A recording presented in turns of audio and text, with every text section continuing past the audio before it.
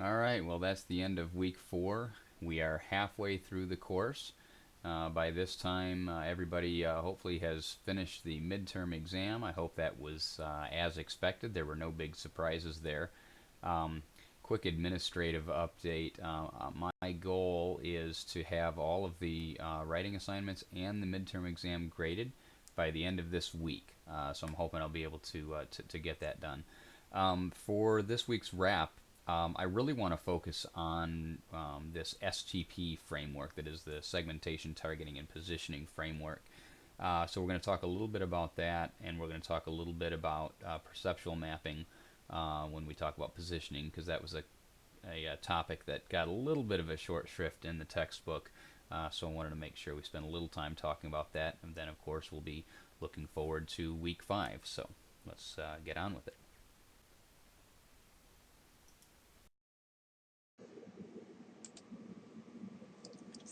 Alright, so we'll start with a quick overview of the STP framework for marketing strategy making.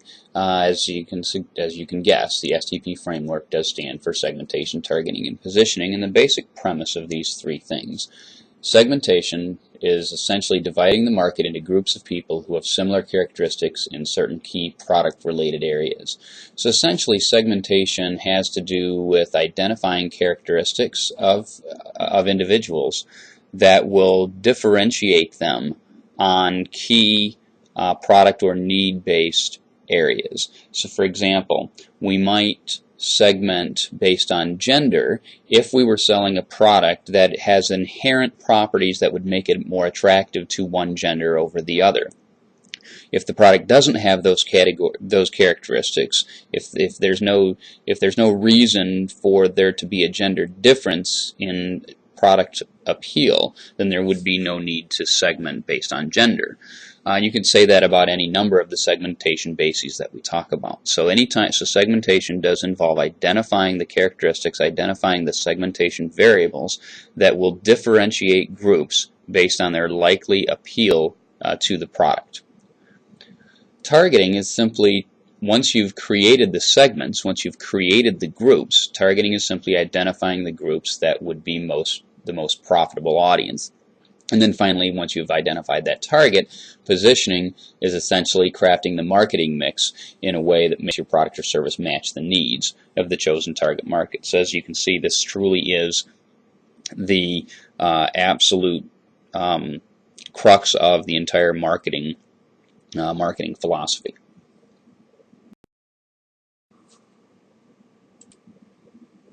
Alright, so let's go ahead and start talking more specifically about segmentation. So the basis of segmentation is based on these primary facts. First of all, markets, as we know, are made up of a wide variety of individuals. And ideally speaking, if we were crafting our marketing mix, we were creating a product and a package and a price, our advertisements, our distribution strategies, and we could do that to attract one specific individual, we could be extremely efficient, or not efficient, but we could be extremely effective in meeting the needs of that one person. Of course, that's not feasible because marketing to one is not efficient at all. We have to find groups of people that all would respond similarly and have similar needs. And that's what we can do. While individuals do have varying needs, groups may have similar needs. So we try to identify those groups who have those similar needs and then tailor the marketing activities to more efficiently address the needs of that group. We accomplish this segmentation by identifying the variables that we can use to describe our marketplace to differentiate groups from one another. Now you can see we've identified here 5 different sets of segmentation variables: demographics, geographics, psychographics, behaviors, and benefits sought. These are the variables that we will use to both identify our group that we want to market to and describe them in terms of the variables here, so that the marketing mix can be developed with those variables in mind. Now we'll spend a little bit of time now talking about each of these bases, defining them, and talking about how we would use them to identify groups.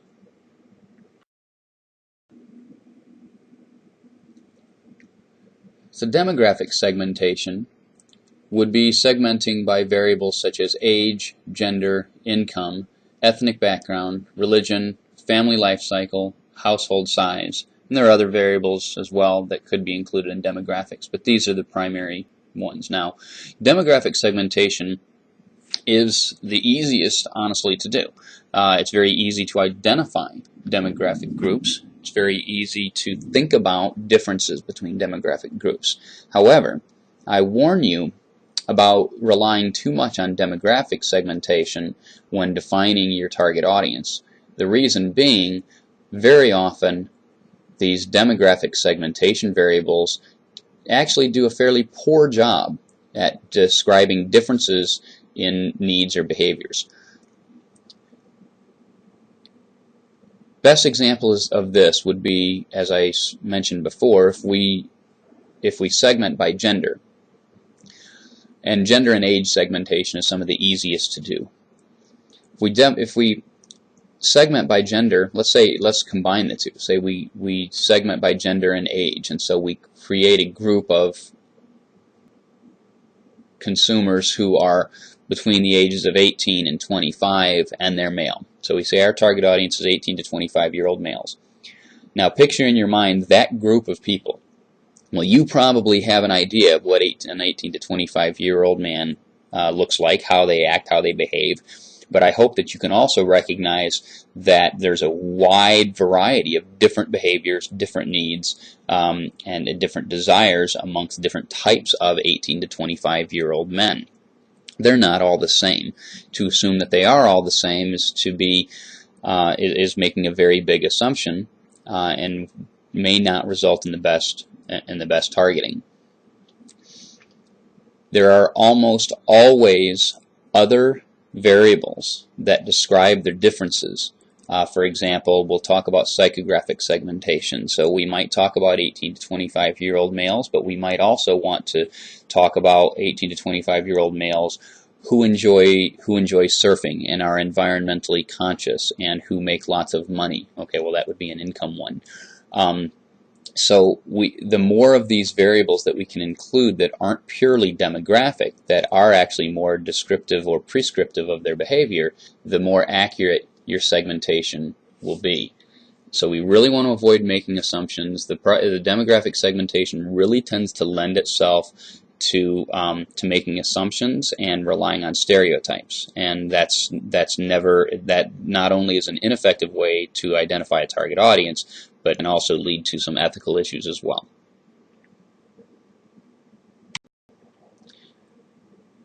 Geographic segmentation would be useful, again, when the product has a natural geographic component to it. So for example, if we were selling surfboards, you might make sense to only target people who live in areas where surfing is prevalent. If we were targeting or if we were selling farming equipment, it probably only makes sense to sell farming equipment where farming is a significant component to the economy. It doesn't make sense to sell farming equipment to people in New York City, for example. So only when there is a reason to think that geography actually plays a role in the decision or in the presence of the need for a product or service will it make sense. Psychographic segmentation, honestly, to me, is one of the most useful sets of segmentation variables, because psychographics include things like personality traits, motives, lifestyles, activities, interests, and opinions. These are the components of a person's personality that drive their decision making. You'll notice that one of the things that we identify here as a segmentation variable is motives. Well, if we are saying that we're trying to identify people that have specific needs, well, needs, motives, these are basically the same thing. This is what we talked about last week, this identifying people's needs, identifying their motives. Well, this is defined by their psychography. So being able to identify groups of people based on these things is going to be much more predictive of their behavior than, say, just using their geography or their demographics. So what are their interests? What are their opinions? What are their lifestyles? What is it that they enjoy doing? How are they motivated by when we look at things like Maslow's hierarchy of needs or McGuire's psychological motives? How do we describe people in those terms? I've got an activity that I'd like you to do, and you can do this now. You can pause the presentation if you would like to do this now, or you can come back and do it later. Let's take the VALS Lifestyle Survey, and actually this week's discussion board is based on the VALS Lifestyle Survey and a discussion of where you fall in that. The VALS Lifestyle Survey it stands for the Values and Lifestyles Survey is what VALS stands for. So maybe it's a little redundant when we say the VALS Lifestyle Survey. But it's a quick, I think maybe about a 30 or 40 question survey, and you'll be placed into one of the groups that you see in the framework here, from innovators down to survivors, with the 6 groups in between that are differentiated by resources and innovation on the vertical axis and by primary motivation on the horizontal axis. Take that survey. You'll be assigned, if you will, a primary and secondary cell or target segment. So you might be primarily a thinker and secondarily a believer, or so on and so forth. And it will also give you descriptions of what exactly that means. Give you an example of the audience profile. The discussion centers around what segment the lifestyle survey placed you in, and to what extent you believe that you actually fit there. And that might be a good idea to watch out for other people, other students, who say that they are also in the same segment that you are, and engage them in a conversation about how they think they ended up there, why you think that, and then maybe talk a little bit about how your consumer behavior tends to be similar because you were in that same group. So it's an interesting, fun little thing and a little insight into this idea of psychographic segmentation.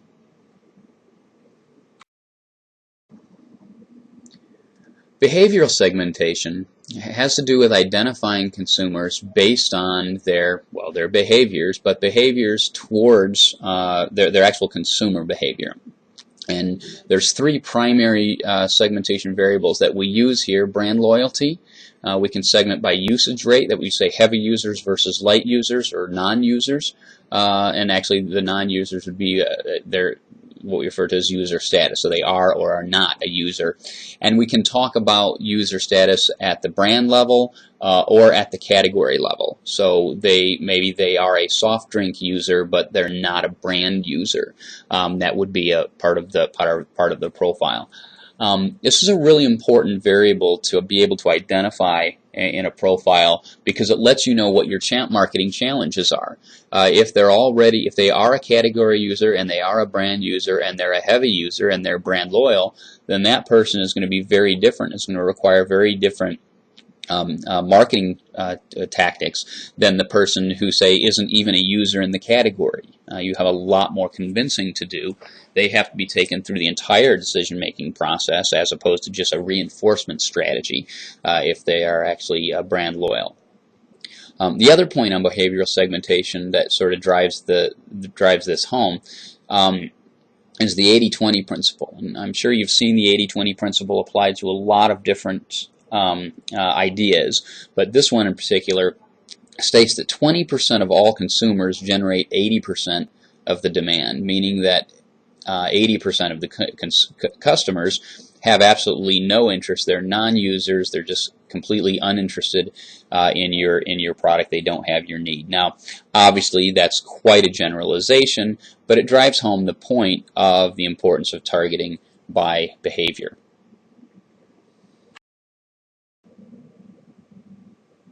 And the final group of segmentation variables is segmentation based on benefit. That is, the grouping people based on the benefit that they seek from a product. So the classical example of this would be thinking about the product baking soda. You know it has multiple uses. You could use it for brushing your teeth. You can use it for various household cleaning tasks. You could even segment within that. And you could use it as an air freshener, and heck, believe it or not, you can even use baking soda for baking. Depending on how a person planned on using it, what is their need, what is their benefit sought, is going to change the way that you talk to the person about that product. So segmenting based on benefits sought is useful. Obviously, this is particularly the most useful when we're talking about a product that has multiple potential uses, and there's a broad difference in the types of people that would use the product for each benefit. So all of these 5 things together create our platform for segmentation for identifying the groups.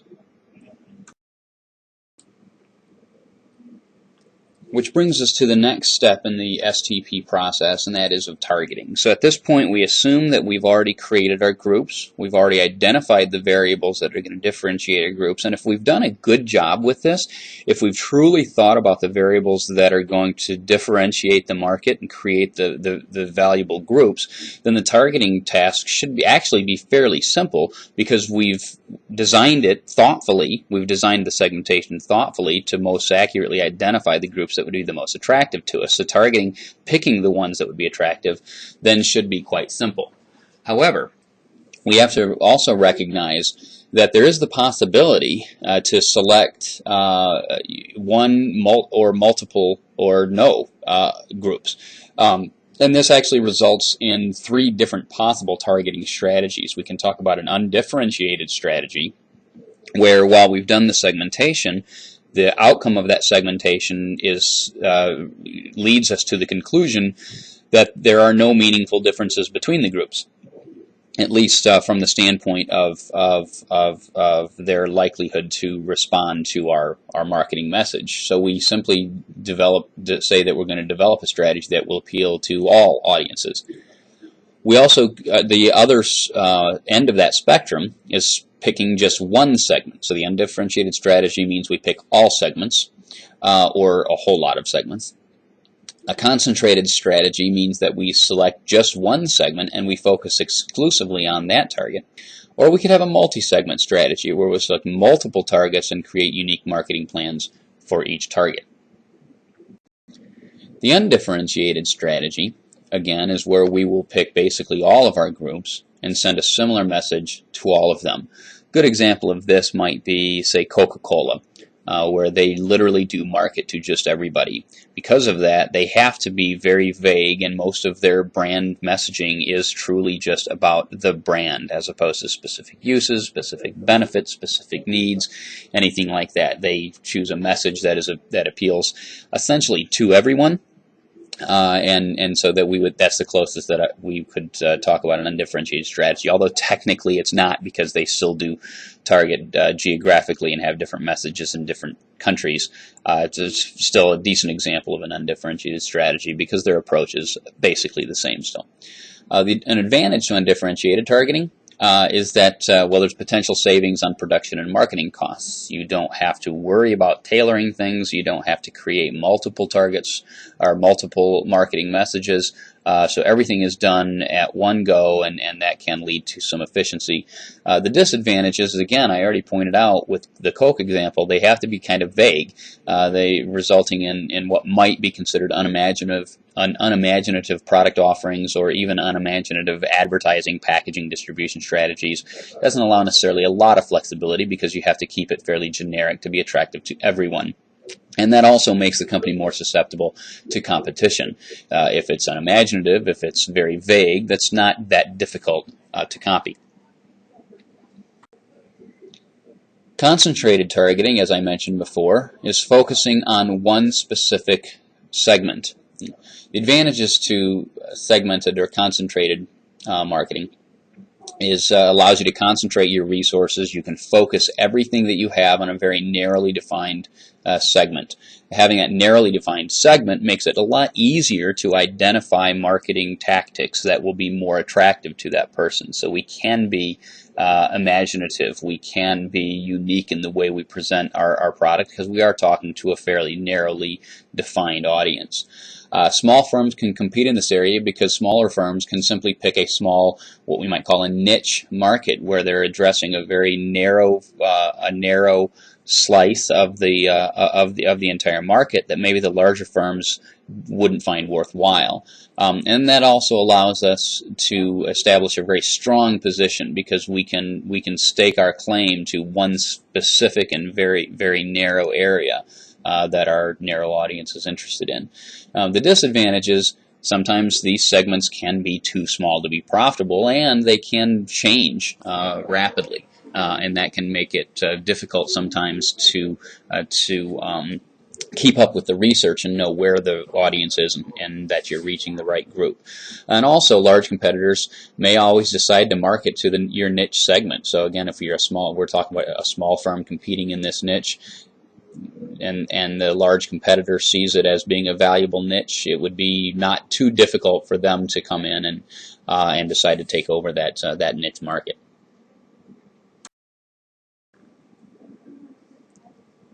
And then finally, multi-segment targeting, again picking multiple segments. There's the advantages to multi-segment targeting. There's the potential for greater financial success, because you're sort of combining your ability to target tightly with the access to a larger overall audience size. So that can result in some economies of scale. Obviously, this is very expensive, though. It's very expensive, because you are essentially crafting multiple marketing plans simultaneously, each of them taking the full resources of the company, and it also presents the opportunity the negative opportunity, the potential for cannibalization. That is, you might be taking there might be a subset of each of your segments that you've identified that are shared, and so while you're spending double the money, you're actually still only getting one person. So one person from one segment might be taken from the other, your marketing plan in your other segment. So there's the potential for that type of cannibalization.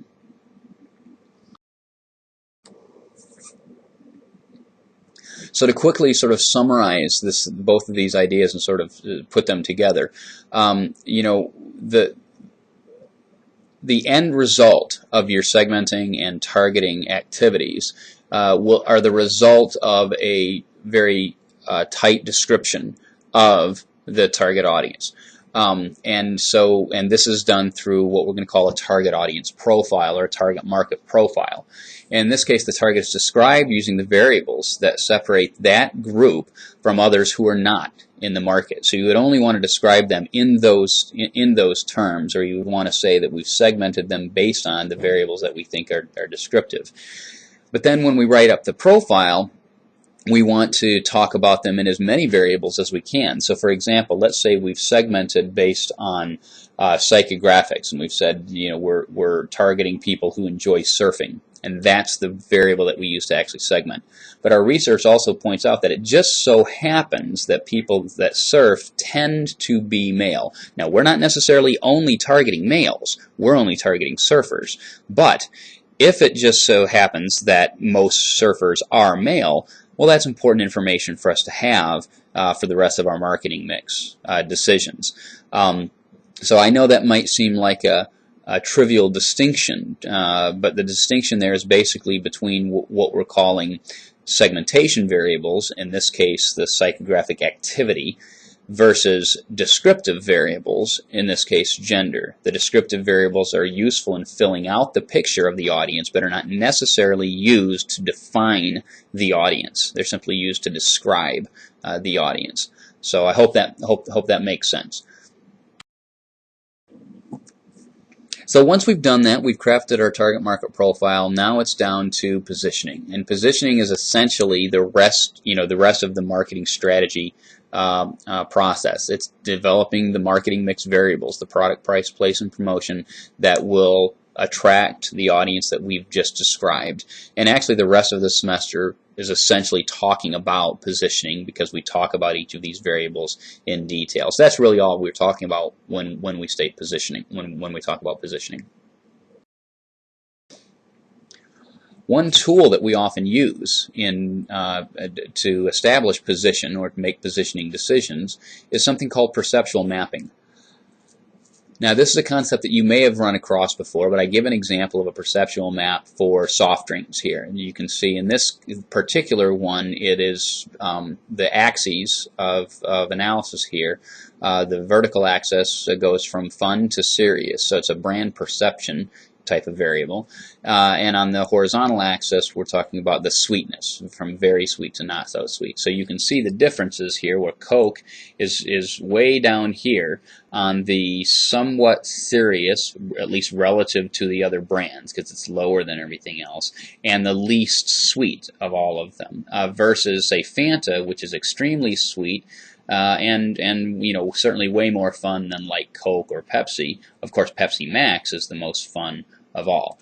Now, it's important to understand that these perceptual maps like this are just that. They are maps of consumers' perceptions of the brand and not necessarily a reflection of reality.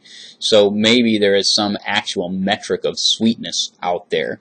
That's not what matters. What matters is what consumers believe to be the case. If consumers perceive Pepsi to be sweeter than Mountain Dew, it doesn't matter if Mountain Dew is actually sweeter on some objective sweetness scale. All that matters is that people believe that Pepsi is sweeter, that places it in this sweeter area on this map. So what this perceptual map does is it allows us to visualize a marketplace and understand things like, well, what perceptual areas are not being met, or if I am in a particular place, if I'm Coke right here, who am I competing with? Well, it looks like I'm primarily competing with like maybe Diet Mountain Dew, maybe Coke Zero a little bit, but I'm certainly not competing with like Diet Coke way over here or Pepsi Max way up here, because they're too far apart on these dimensions. So obviously the usefulness of the perceptual map depends entirely on the variables that are chosen to describe the brand. So much like we segment a marketplace, it is sometimes useful to also think about how is the marketplace segmented. So what are the characteristics of the brands that people use to differentiate between those brands? In this case, it's been identified that the fun to serious and the sweetness variables are two of the variables that most accurately describe this marketplace. But obviously that would be different depending on the data that you have and depending on the nature of the product that you're dealing with. Sometimes it's a judgment call. We specifically want to look at a marketplace on two different criteria. Sometimes we can use marketing research techniques such as factor analysis to identify groups of variables that will be represented on the axes. But the point here, though, is that we use this to identify the positions that are occupied by competing products, to determine the dimensions underlying the positions, that is the variables here, and then we can use it to choose a market position where the marketing efforts will have the greatest impact. This is useful both for existing brands. If I'm Coke Zero, I see where I am, I know who I'm competing with, and I can decide if I like my position or if I want to change, in what we call repositioning. So if I'm Coke Zero and I wanted to decide if I wanted to move out here because it's empty, well, then this map tells me that might not be a horrible idea.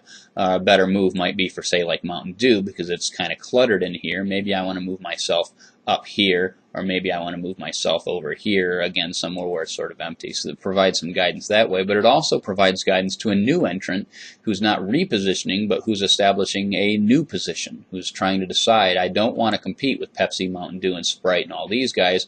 I actually want to come down here, Diet Coke. This is an attractive marketplace. There's only one brand who's in this perceptual space, so let me go down there and go after them. So it's useful in both of those situations. And so that about does it for week 4. Now we'll head into week 5. So a couple things I want you to look out for. Week 5 is all about product design, new product development, and pricing. So the things that I want you to be thinking about during your reading and assignments for this week is to try to think back to mainly our discussions of marketing research and the STP framework, and think about how research and STP strategic thinking would influence product development and pricing strategy. So as you're reading through and doing the assignments for product and pricing, think about questions like what kind of research would influence these decisions. Think about how does my selection of my target market affect this? How does my selection of segmentation variables affect this? How does my positioning statement affect pricing or product decisions? Things of that nature, because it helps to think how all of these things are tied together, and it also then might lead to some useful thinking for the actual project.